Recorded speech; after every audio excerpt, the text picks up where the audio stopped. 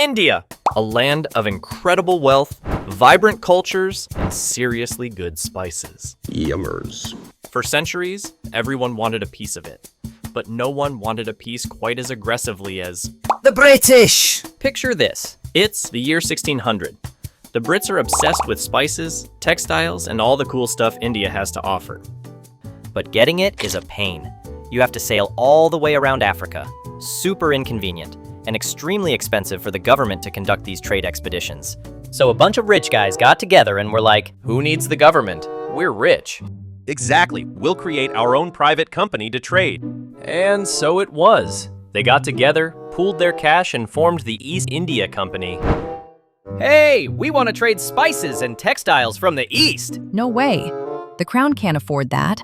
Now who said anything about the crown? We will pay with our own money. And we'll even pay you a whole lot of taxes. And Queen Elizabeth I was totally on board. The company initially targeted the Spice Islands in Indonesia, but the Dutch already established power and influence there. So their focus shifted towards India. And in 1608, they arrived at Surat and traveled all the way inland to Agra to meet the Mughal Emperor Jahangir. We want trading rights in the West. No, the Portuguese are already there. So what? So they went east, where Mughal influence was less. After 4 years, they came back, wrecked a bunch of Portuguese ships, gave the emperor lots of gifts, and got their trading rights.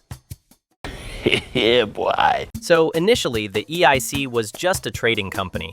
They set up factories along the coast, which were more like fortified warehouses. Their initial goal? Trade. Spices, cotton, silk, all that good stuff. And maybe build a few forts. For protection, you understand. Don't worry about that, mate. It's just for protection. But here's the thing about just trading. It quickly becomes, We need to protect our trade routes. which becomes, We need our own private army. which quickly spirals into... Let's just take over everything. They saw the Mughal Empire, which was the most powerful state in the world at the time, and thought, we can take them. Sir Josiah Child ordered the EIC forces to try and conquer Mughal ports. Imagine a tiny chihuahua trying to mug a fully grown armored bear. That's what this was. The resulting conflict, known as the Child's War, was less of a war and more of a total, humiliating annihilation. The Mughals seized the EIC's assets, blockaded their ports, and sent the little company packing. The EIC was completely defeated, utterly bankrupt, and their officials were begging for mercy. The emperor forgave them after imposing a heavy fine and told them to behave like good boys in the future. The EIC swallowed their pride, paid the massive fine, and got back to trading. But the lesson stuck. Don't mess with the Mughals when they're strong. So, they decided to simply wait. And waiting was precisely what paid off. Because shortly after this little spat, the mighty Emperor Aurangzeb died in 1707. Suddenly, the central power was weak, and every regional governor, called a Nawab, started saying, hey, wait a minute, maybe I should be in charge of my own place. This created the glorious, messy situation the EIC had been waiting for, a power vacuum and widespread regional chaos. Now, instead of facing one massive empire, they faced dozens of squabbling smaller states. The EIC strategy instantly shifted from conquer to divide and profit. Suddenly, the company wasn't just trading. They were getting involved in local politics, siding with one prince against another, offering protection in exchange for trade concessions, or just outright land. They quickly realized that the Indian rulers, for all their wealth, were often disunited. The EIC was a master at playing Indian rulers against each other, and it went something like this.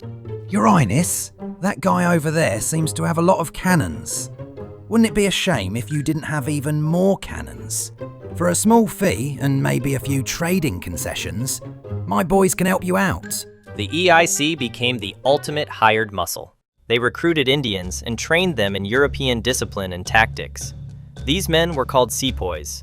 They were better organized, better trained, and always backed the side that promised them the most tax revenue and land. Here comes the money, money, money, money. The Nawab of Bengal started to notice this. He wasn't very amused by a foreign trading company acting like they owned his territory and refusing to pay proper taxes. So, you wanted to see us? You think I don't know about you guys not paying proper taxes? Yes. Pay your taxes or I will kick you out of my territory. Ho ho ho. No. So, in 1756, Siraj-ud-Daulah marched his massive army on Calcutta and easily captured the fort. This incident included the infamous Black Hole of Calcutta, where many British prisoners were confined in a tiny, suffocating guard room, a shocking event that provided the EIC with the perfect emotional excuse for war. Robert Clive, an ambitious EIC officer, wanted revenge, but instead of fighting directly, he chose bribery. Clive secretly made a deal with Mir Jafar, Siraj-ud-Daulah's commander-in-chief. Jafar wasn't exactly thrilled with his career, so Clive offered him a promotion, become Nawab of Bengal. In return, Jafar's army would not fight. At the Battle of Plassey, that's exactly what happened. Mir Jafar and his troops stood still. Siraj-ud-Daulah's army, despite being much larger, was completely defeated. He was removed and later killed. Mir Jafar was installed as a puppet ruler.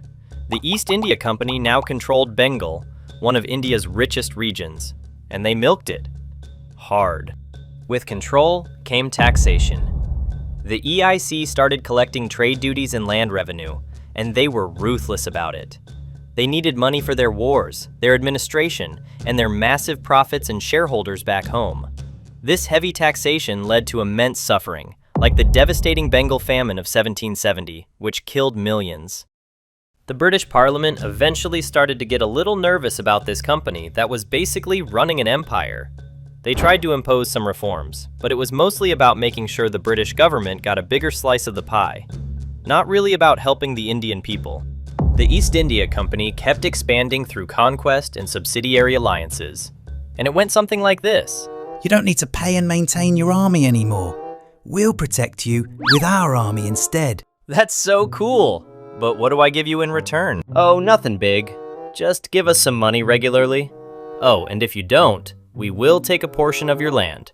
No big deal. We will call it alliance. This made the rulers dependent on the EIC for any sort of protection. The company also fought major wars against Indian powers. In the south, they defeated Mysore under Tipu Sultan. In central India, they defeated the Marathas. Each victory brought more territory, resources, and control. They also expanded through annexation. If a ruler died without a male heir, they'd often declare the state lapsed and just take it. If a state was misgoverned, by their standards of course, they'd take it. Basically, if you had something they wanted, they'd find a reason to take it. This one's got good cotton. Let's say their ruler has poor administrative hygiene. That usually works. By the early 19th century, the company controlled a vast swath of India.